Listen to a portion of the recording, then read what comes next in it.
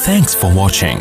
Don't forget to like, comment, share and subscribe to Mufti Tariq Masood, famous scholar. یہاں میں ایک علمی نقطے کی بات لازمی کرتا ہوں، اگرچہ میرا ٹاپک آج میرے بیان کا یہ موضوع نہیں ہے، لیکن میں لازمی یہ جتنے موٹیویشنل اسپیکر ہیں جو مذہب کو نہیں مانتے، میں اگر حلفیہ بولوں ان کی موٹیویشن میں جان نہیں ہے، تکلفات ہیں، یہ زیادہ نہیں چل سکتے. یہ آپ کو موٹیویٹ جس اسٹائل میں کرتے ہیں نا، کبھی میرے سامنے بٹھا دو، میں ایک ایک چیز میں 10 عیب نکال کے دکھاؤں گا.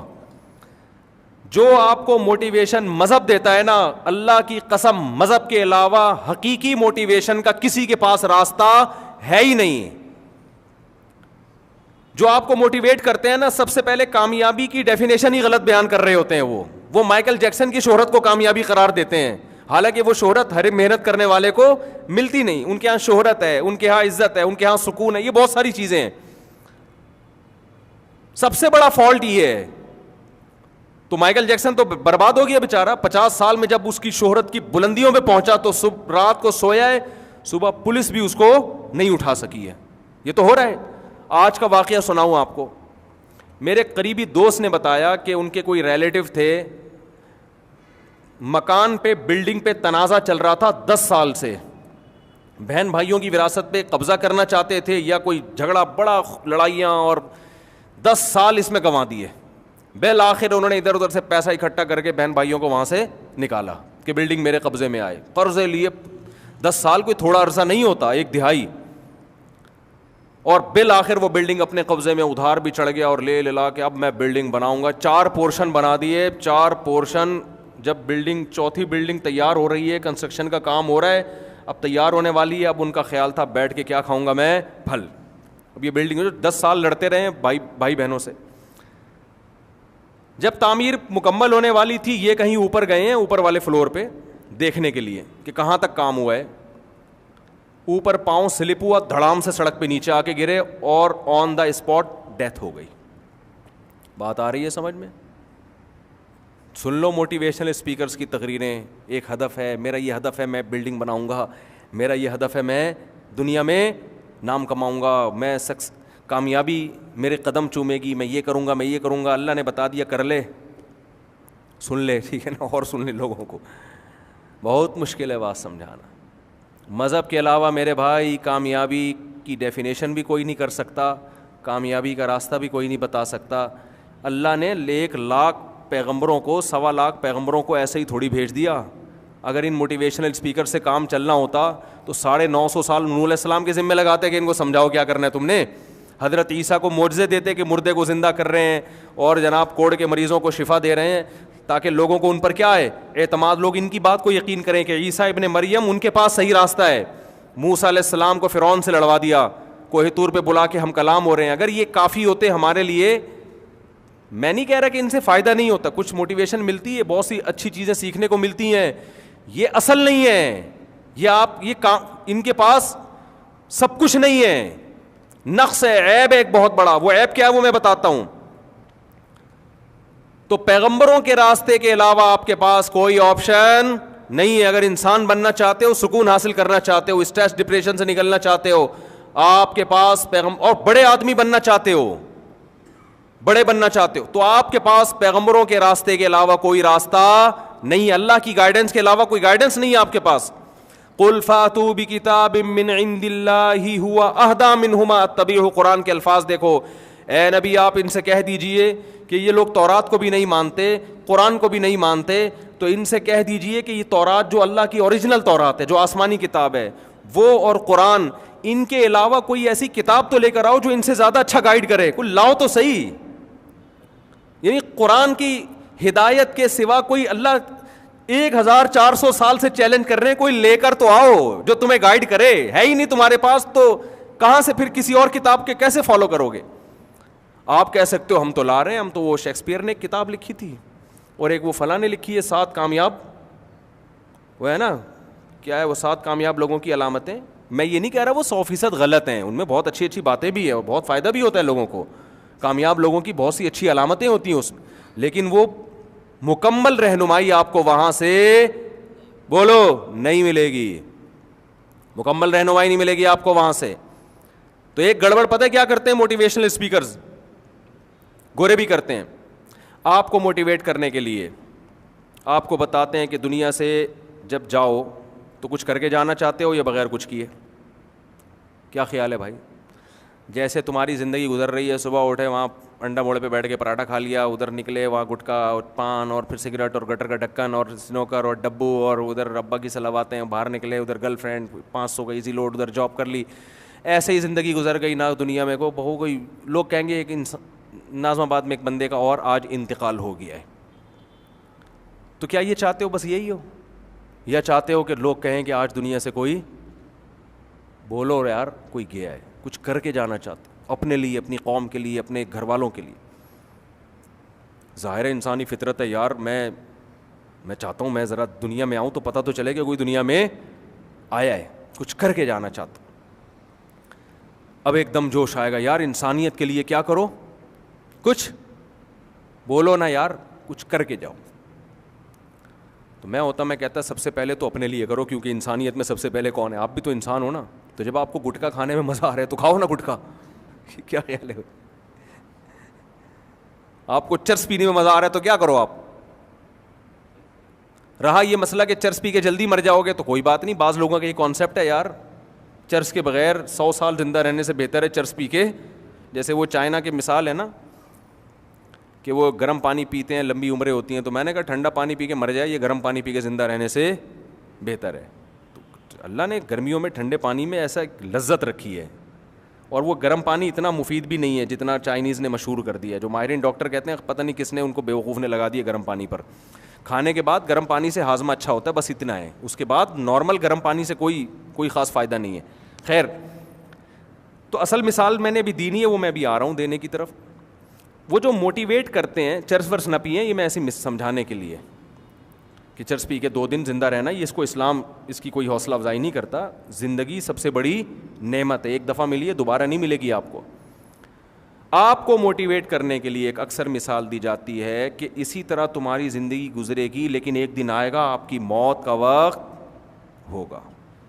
تو اس وقت جب آپ پیچھے مڑ کے, میں نے بھی ان کی جو ہے نا کچھ کلاسز لی ہیں, تو مجھے کچھ سوالات پیدا ہوئے, لیکن پوچھنے کا ہر آدمی پوچھ نہیں سکتا نا ہر جگہ. وہ بولیں گے یہ مولوی پتہ نہیں کیا گھس گیا, کیا باتیں کر رہے ہیں یہاں پہ, الٹی پٹیاں پڑھا رہے ہیں لوگوں کو.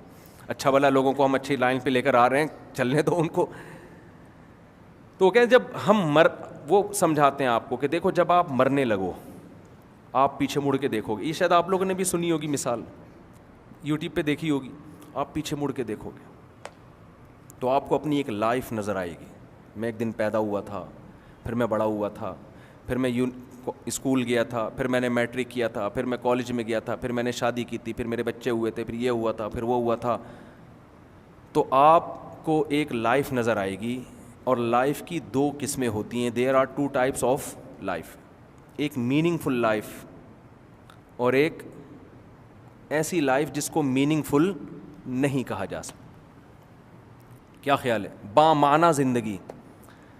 تو آپ یہ چاہتے ہو کہ جب آپ مرو تو آپ ایک سکون کا سانس لے کے مرو کہ میں ایک بامعنی زندگی گزار کے گیا ہوں, ایک اچھی لائف گزار کے گیا ہوں. یہ چاہتے ہو؟ یا جب مرو تو مرتے ہوئے آپ کو ایک دکھ ہو کہ یار میری زندگی کیا ہو گئی, بولو نا یار برباد. تو آپ ایک دکھ کے ساتھ دنیا سے جاؤ. کس کے ساتھ دنیا سے جاؤ گے؟ ایک غم کے ساتھ. تو دکھ کے ساتھ ضمیر کو مردہ کر کے دنیا سے جانا چاہتے ہو, یا اس طور پہ جاؤ گے کہ ضمیر آپ کا کیا ہو, خوش ہو کہ یار کوئی بات نہیں, مر تو رہا ہوں لیکن کچھ کر کے جا رہا ہوں. تو ایک دم نوجوان جوش میں آ جاتے, نہیں جی ہم میننگ فل لائف, تاکہ مریں تو کیا ملے, بولو نا یار, سکون ملے. مجھے کئی دفعہ خیال ہوا, میں سمجھا مر ہی رہے ہیں, بھاڑ میں جائے کیا کر کے گئے دنیا سے, بھاڑ میں جائے کیا کر کے گئے دنیا سے, مر ہی رہے ہیں.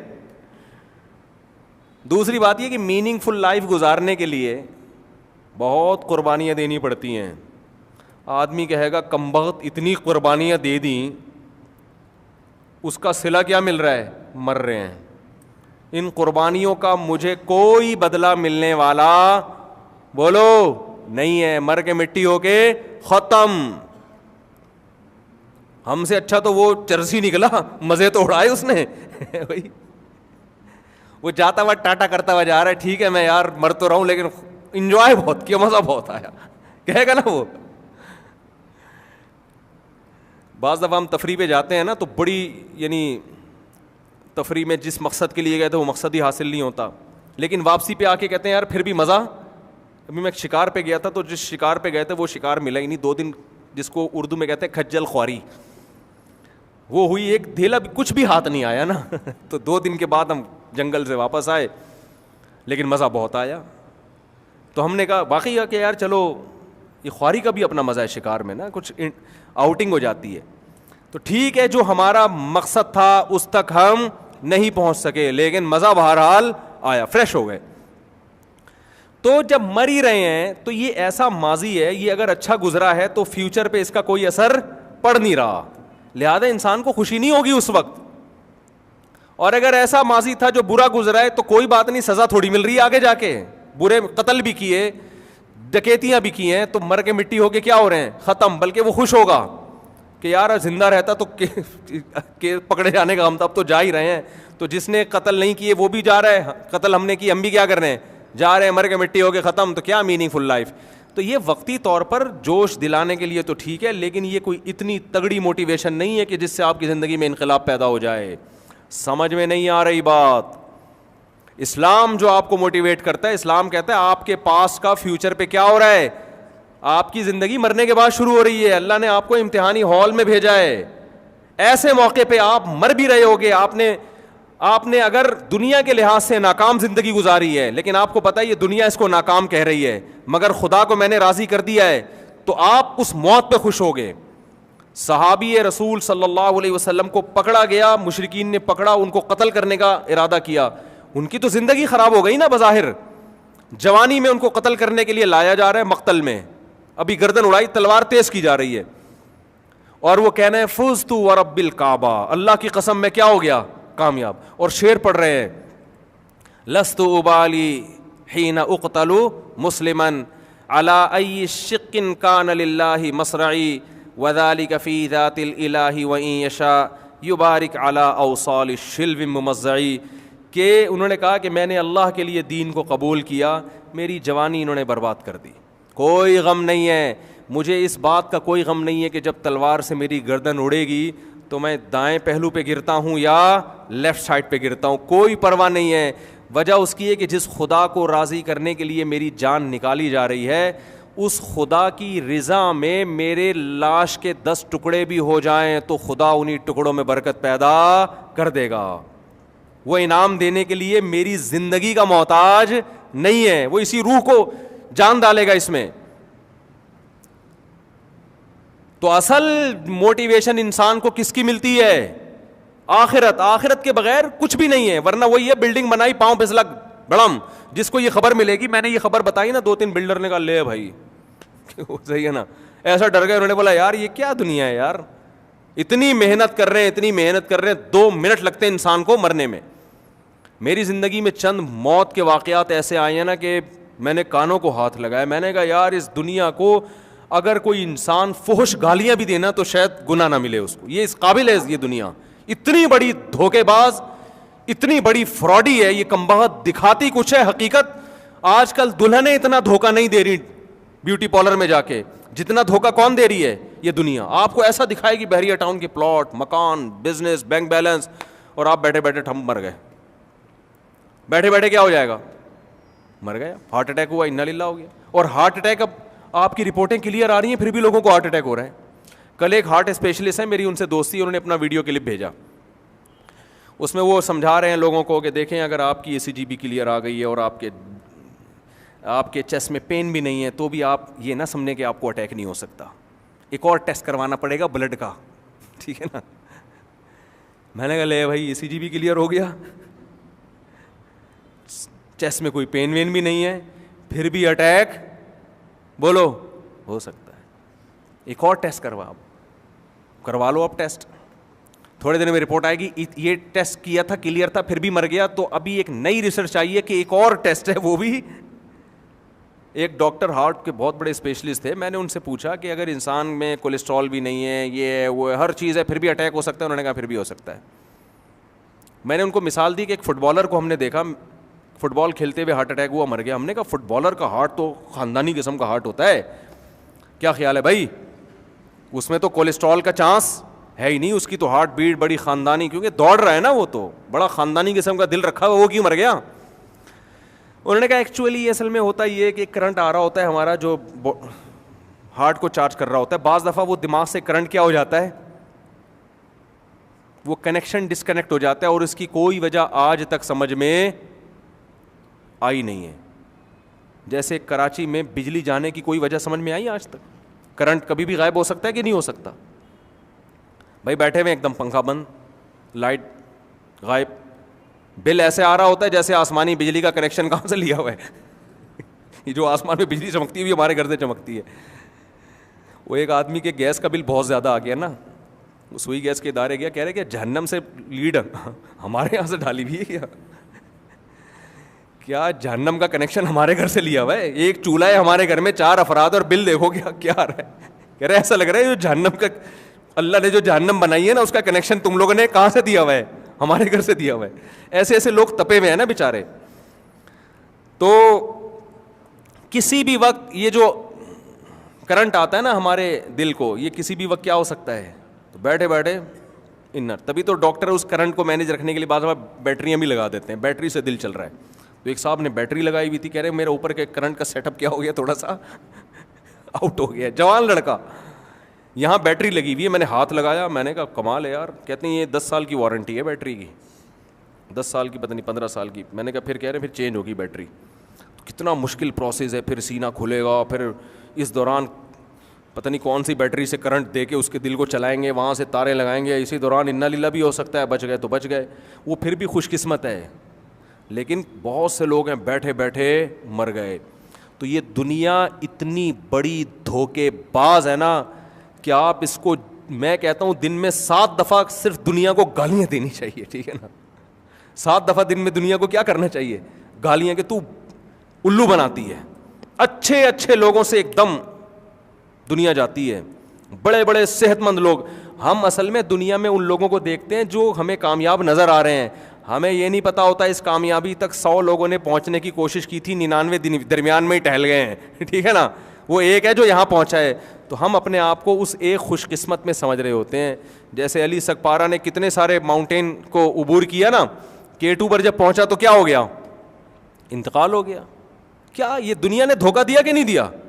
اگر اس کو 10% بھی چانس ہوتا نا میں مر جاؤں گا, وہ کبھی بھی یہ رسک نہ لیتا. اس کے پورے اسباب وسائل نے اس کو بتایا کہ بچ جاؤ گے, تبھی تو اس نے یہ کیا. اب اس کے بیٹے کا بیان آیا کہ میں اپنے باپ کے خواب کو پورا کروں گا. میں نے ایک بیان دیا, میں نے کہا ان کے بیٹے تک پہنچاؤ کہ تم اگر اپنے باپ کے اس خواب کو پورا کرو گے تو اس سے باپ کو کوئی فائدہ نہیں ہوگا, کوئی فائدہ نہیں. کیونکہ اگر آپ آخرت پر ایمان نہیں رکھتے بالفرض, تو پھر ابا تو دنیا سے چلے گئے, تو آپ K2 کی پہاڑی عبور کریں یا نہ کریں, ابا کی صحت پہ اس سے کوئی اثر نہیں پڑے گا. اور اگر آپ آخرت پر ایمان رکھتے ہیں تو آخرت پر ایمان رکھنے والوں کا یہ بھی عقیدہ ہے کہ پہاڑ پہ چڑھنے یا نہ چڑھنے سے ابا کو کوئی فائدہ نہیں ہے. ابا کو فائدہ ہوگا دعا سے, ان کے لیے صدقات و خیرات سے, انسانیت کی خدمت کرنے سے ابا کو فائدہ ہوگا. لیکن آپ دیکھو کیونکہ گائیڈنس نہیں ہے نا, تو کس چیز کو ہدف بنا رہا ہے بیٹا؟ بیٹا زندگی کا مقصد بنا رہا ہے میں ابا کے خواب کو پورا کروں گا. کوئی سمجھانے والا نہیں ہے کہ بیٹا اتنے مشکل کام کو تم نے خواب بنایا اور اس کو ویژن بنایا, اس کا نہ تمہیں کوئی فائدہ اور نہ ابا کو. رسک کتنا ہے اس میں, اور اگر تمہیں فائدہ ہو بھی گیا تو تھوڑے دنوں کی واہ واہ ہے, اس کے بعد ختم, مر کے مٹی ہو کے کیا ہو جاؤ گے, ختم. اس لیے ایک دنیا میں کامیاب وہی ہے جو آخرت کو سامنے رکھ کر زندگی گزارتا ہے.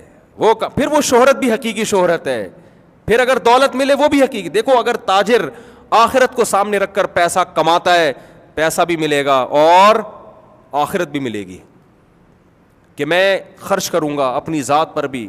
آپ نے نیت یہ کر لی کہ میں دولت اس لیے کما رہا ہوں کہ میں لوگوں کے سامنے ہاتھ نہ پھیلاؤں, کیونکہ ہاتھ پھیلانے والا اللہ کی نظر میں قیامت کے دن رسوا ہوگا. میں اس بے عزتی سے اپنے آپ کو بچاؤں گا, کیونکہ اللہ کو صرف اپنے سامنے ہاتھ پھیلانا پسند ہے, مخلوق کے سامنے اللہ ہاتھ پھیلانے کو پسند, بولتے کیوں نہیں بھائی, نہیں کر رہا. اس نیت سے کماؤں گا. نمبر 2, اس نیت سے کماؤں گا کہ میں رشتہ داروں پہ خرچ کروں گا, اور رشتہ داری جوڑنے سے کون راضی ہوتا ہے؟ ہر چیز گھوم پھر کے کہاں نہیں چاہیے, اللہ کی طرف, کائنات کو بنانے والا, وہ اجر دے گا مجھے, دنیا سے نہیں چاہیے. میں اس لیے کما رہا ہوں کہ میں غریبوں کو کھلاؤں گا, غریبوں کو خوش کرنے کے لیے نہیں. کیا عجیب انداز ہے یار قرآن کا. انما نطعمکم لوجہ اللہ, اللہ فرماتے ہیں ہمارے نیک بندے جو آخرت کو سامنے رکھ کر زندگی گزارتے ہیں, ایسا خاندانی اخلاص ہے کہ جس وقت بھوکوں کا پیٹ بھر رہے ہوتے ہیں تو بھوکوں سے خطاب کر کے کہہ رہے ہوتے ہیں کہ اس خوش فہمی میں مت رہنا کہ ہم تمہیں خوش کرنے کے لیے کھلا رہے ہیں, نا نا نا نا نا, تمہیں نہیں خوش کرنے کے لیے کھلا رہے. انما نطعمکم لوجہ اللہ, ہم اللہ کو خوش کرنے کے لیے تمہیں کھلا رہے ہیں. اب جب تمہیں خوش کرنا مقصود ہی نہیں ہے تو تم سے اس کا بدلہ بھی ہمیں نہیں چاہیے. کتنا معمولی سا بدلہ شکریہ ہوتا ہے. سب سے کم ترین بدلہ کیا ہے؟ کھانے کے بعد اگلا بول دے تھینک یو. وہ کہہ رہے تھینک یو بھی نہیں کہنا. لا نرید منکم جزاء ولا شکورا, ہم تم سے نہ بدلہ مانگتے ہیں, نہ پیسے, نہ شکریہ مانگتے ہیں. سوال پیدا ہوتا ہے بھائی پھر کھلا کیوں رہے ہو؟ کہتے ہیں انا نخاف من ربنا یوما عبوسا قمطریرا. اصل میں ایک دن آنے والا ہے میدان حشر کا, جس دن لوگ بھوکے بھی ہوں گے, برہنہ بھی ہوں گے, پیاسے بھی ہوں گے. ہمیں خدا نے بتایا ہے کہ جو دنیا میں بھوکوں کا پیٹ بھرے گا, انسانوں کی خواہشات کو پورا کرے گا, کل قیامت کے دن جن مصیبتوں میں عام انسان مبتلا ہوں گے میں اس مصیبتوں سے اس کو نکال لوں گا. حدیث میں آتا ہے نا, قیامت میں اللہ اعلان کرے گا کہاں ہیں وہ لوگ جب میں بھوکا تھا تو انہوں نے مجھے کھلایا, کہاں ہیں وہ لوگ جب میں پیاسا تھا تو انہوں نے مجھے پلایا. تو لوگ کہیں گے اللہ تو کیسے بھوکا ہو سکتا ہے؟ اللہ کہے گا میری مخلوق بھوکی تھی, تو جس نے اس کو کھلایا وہ ایسے ہی ہے جیسے اس نے مجھے کھلایا. رشتہ داری جوڑنا یہ بڑا اہم حکم ہے اسلام کا. خدا کی قسم اگر آپ آخرت کا تصور نہیں ہے نا تو رشتہ داری جوڑنا اس زمانے میں تقریباً ناممکن ہے, کیونکہ مطلب پرست لوگ ہیں. رشتہ دار کا جب تک آپ سے مطلب ہوگا آپ ہٹو بچوں بہت اچھے زندہ باد, جس دن مطلب نہ ہوا وہ ٹھینگا دکھا کے پتلی گلی سے نکل لے گا. بھائی منہ موڑ لیتے ہیں, بہنیں منہ موڑ لیتی ہیں. ابا آج کل لفٹ نہیں کراتے, بچہ اگر کما کے نہیں دے رہا. ارے باپ بیٹے کے رشتے سے بھی کوئی مضبوط رشتہ ہوتا ہے, لیکن آج کل سب سے مضبوط رشتہ کیا ہے؟ روکڑا. بچہ ایک نمبر تمیز سے بات نہ کرے ابا سے. جو بیان سن رہے ہیں ان اباؤں کے علاوہ کی بات کر رہا ہوں میں, آپ کی بات کسی کی بھی نہیں کر رہا میں, ذہن میں رکھیں. بچہ تمیز سے بات نہیں کرتا ابا سے, خدمت نہیں کرتا, لیکن اتفاق سے اس کی لاٹری کھل گئی ہے, پیسے بہت ہیں اس کی جیب میں, ابا کو دیتا رہتا ہے حسب معمول. بہت اچھا بیٹا ہے, بہت کیا ہے, نیک بچہ ہے میرا. چرس پیے, نماز نہ پڑھے, ابا سے بدتمیزی بھی کرے, کوئی بات نہیں بھائی, پیسے کس کے پاس ہیں. اور ایک بچہ بیچارہ نیک ہے, اس کی قسمت کے وہ کاروبار چلتا نہیں ہے, جس کاروبار میں ہاتھ ڈالتا ہے وہ کام کیا ہو جاتا ہے, ڈوب جاتا ہے. وہ جاب مل نہیں رہی, اس کا قصور نہیں ہے, لیکن وہ بیچارہ پاؤں دبا کے ابا کو خوش کرنے کی کوشش کر رہا ہے. ابا اس سے خوش نہیں ہوتے, تانے دیتے رہتے, کم بخت کماتا نہیں. ایسا مارکیٹ میں چل رہا ہے, جو آپ لوگوں کے علاوہ کی بات کر رہا ہوں. آپ اپنی انسلٹ محسوس نہ کریں یار, ہم کیسی باتیں کر رہے ہیں, ہمیں سامنے بٹھا کے شرمندہ کر رہے ہیں. میں نے پہلے بتا دیا میں آپ لوگوں کے علاوہ کی بات کر رہا ہوں. تو حالانکہ بیٹا تو آپ کا کی اولاد ہے نا بھائی, اگر وہ بیچارہ نہیں کما سکتا, بعض لوگوں کا دماغ ہی نہیں چلتا بزنس میں, کوئی بات نہیں یار, بیٹا میرا تم سے رشتہ اس لیے تھوڑی ہے کہ تم کما کے کھلاؤ گے, نہیں بھی کھلاؤ, اولاد ہو میری تم. تو رشتہ داری جوڑنا اس زمانے میں اگر اللہ کا خوف نہ ہو تو کیا ہے, ناممکن. آپ کو رشتہ داروں کے ساتھ اچھے سلوک کا آؤٹ پٹ نہیں ملتا. یہ بتا دوں آپ کو میں, یہ کام وہی کرے گا جو رشتوں کو جوڑتا کس کے لیے, بولو نا یار کیا ہو گیا, اللہ کے لیے. وہ بھائی سے تعلق اچھا رکھے گا, بھائی کا اس سے اچھا تعلق نہیں بھی ہے یہ گفٹ دیتا رہے گا اس کو. بھائی ہم کس کے لیے کر رہے ہیں, اللہ نے حکم دیا رشتے کو جوڑو, بس ختم ہو گئی بات. سل من قطعک, نبی نے فرمایا جو توڑتا ہے اس سے جوڑو. یہ بڑا مشکل کام ہوتا ہے کہ یار ادھر سے تو کوئی رسپانس ہی نہیں مل رہا اور ہم جوڑیں. تو بھائی جوڑنا ہے, آپ کا جب بلڈ ریلیشن ہے تو آپ کو کیا کرنا ہے, رشتے جوڑ کے رکھنے ہیں آپ. ہاں ایک بات میں کہتا ہوں کہ اتنا جوڑنے کی کوشش کہ جڑنے کے بجائے اور توڑنا ہی شروع ہو جائے. بعض لوگوں کے مزاج ایسا ہوتا ہے, آپ دو محبت کے بول بولیں تو آگے سے اینٹ کا جواب پتھر سے دیتے ہیں وہ, تو اس میں جتنا چپکو گے نا بجائے فائدے کے الٹا کیا ہوتا ہے, دشمنیاں بڑھتی ہیں. تو اس میں ہم لوگوں کو کہتے ہیں تھوڑا سا ریزرو رہو. مزاج ایسا ہوتا ہے نا کہ ہم کہتے ہیں تھوڑا ریزرو رہو. ویسے پیسوں کے ذریعے, ہدیے کے ذریعے تعاون, تو آپ اگر پیسہ کماتے ہیں, آپ کی نیت کیا ہے, آخرت, تو یہ بہت بڑے اجر کا ذریعہ ہے اور آپ کامیاب ہیں. چاہے پیسہ پریکٹیکلی کما سکیں یا نہ کما سکیں. آپ نے ہدف بنایا میں کیٹو کی پہاڑی پہ چڑھوں گا, چڑھنے کے بعد بھی ناکام, مر گئے تو ختم نا, اور نہیں چڑھے تو بھی ناکام, راستے میں ہی موت ہو جائے گی. لیکن آپ نے ہدف بنایا میں پیسہ کماؤں گا, نیت کیا ہے, استغنا کے ساتھ زندگی, کسی کا محتاج نہیں, سر اٹھا کے جیوں گا, کیونکہ اللہ کا محتاج ہوں میں. مخلوق کی محتاجی اللہ نہیں چاہتے کہ آپ لوگوں کے باس کی چمچا گیری کرتے رہیں ہر وقت بیٹھ کے. دفتروں میں دیکھو نا ہو کیا رہا ہے, آفس سے باہر نکل کے یہ بغیرت, یہ ایسا ہے, یہ یوں ہے, اور جیسی باس آئے گا اور سر آپ کی تعریف چل رہی تھی, صحیح ہے نا, کیوں, تاکہ اس سے کیا ملے, آپ کو تنخواہ ملے. تو یہ کیا چاپلوسی ہے یار, چمچا گیری. ایسے لوگ ویژن کوئی بنا سکتے ہیں, کوئی ویژنری لائف ہوگی؟ وہ تو ٹھٹر کے کیا ہو جائے گا تھوڑے دنوں میں, بس خدا اس کا باس ہی ہے. تاجر آدمی سر اٹھا کے جیتا ہے. ایک صاحب نے کہا میرے بیٹے نے CA کیا ہے اور اتنی ہزاروں کی مٹھائی خرید کے دل پسند والوں سے بانٹی. میں نے کہا محنت آپ کے بیٹے نے کی, فائدہ کس نے اٹھایا, دل پسند والے نے, جس نے پڑھائی میں ایک دن بھی نہیں لگایا ہوا ہے اسکول میں, صحیح ہے نا. اور اس نے آپ کے بچے جیسے 6 CA والے بھی رکھے ہوئے ہوں گے اس نے. تو CA کرنا اچھا کام ہے, کیا کریں. اب آپ کی خود بخود انسلٹ ہو رہی ہے تو میں اس کا وہ نہیں ہوں, لیکن کیا کریں. لیکن پہلے کیا ہے, بزنس. فوکس کس کو کرو, تجارت کو.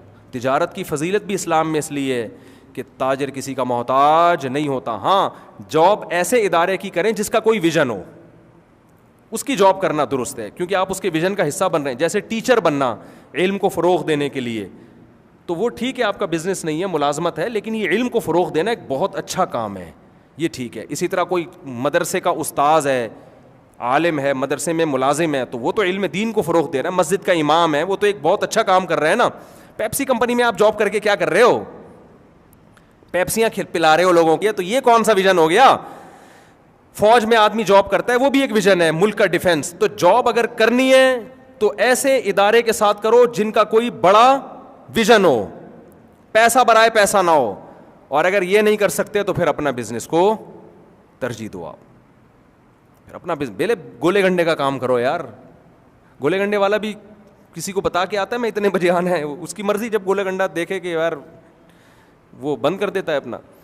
تو محتاجی تو اسلام میں آپ اگر کیٹو کی پہاڑی پہ چڑھتے ہو کچھ بھی نہیں ہے, لیکن اگر آپ کہتے ہو میں بڑا دولت مند بنوں گا اللہ کی رضا کے لیے, یہ دولت مند اگر آپ بن گئے تو بھی ٹھیک ہے, نہیں بنے تو بھی اللہ کی نظر میں آپ کو نیت کا ثواب مل جائے گا. رسول اللہ صلی اللہ علیہ وسلم نے فرمایا میری امت کی مثال 2 شخصوں کی طرح ہے, ایک کو اللہ نے دولت دی, صحیح حدیث ہے, دن رات خیر میں خرچ کرتا ہے. دوسرا وہ جس کو پیسہ نہیں دیا لیکن اس کی خواہش ہے کاش میرے پاس بھی پیسہ ہوتا, میں یہ نہیں کہ میں شرابیں پیتا, عیاشی کرتا, نہ میں بھی خیر کے کاموں میں خرچ کرتا. فرمایا فہما فی الاجر سواء, دونوں اجر میں کیا ہیں, برابر ہے. تو یہ ایسا ہدف ہے جس میں ناکامی رکھی نہیں ہے, اللہ نے ناکامی رکھی نہیں ہے. تو یہ آپ کو صرف قرآن بتائے گا, گورا آپ کو یہ چیزیں نہیں بتائے گا.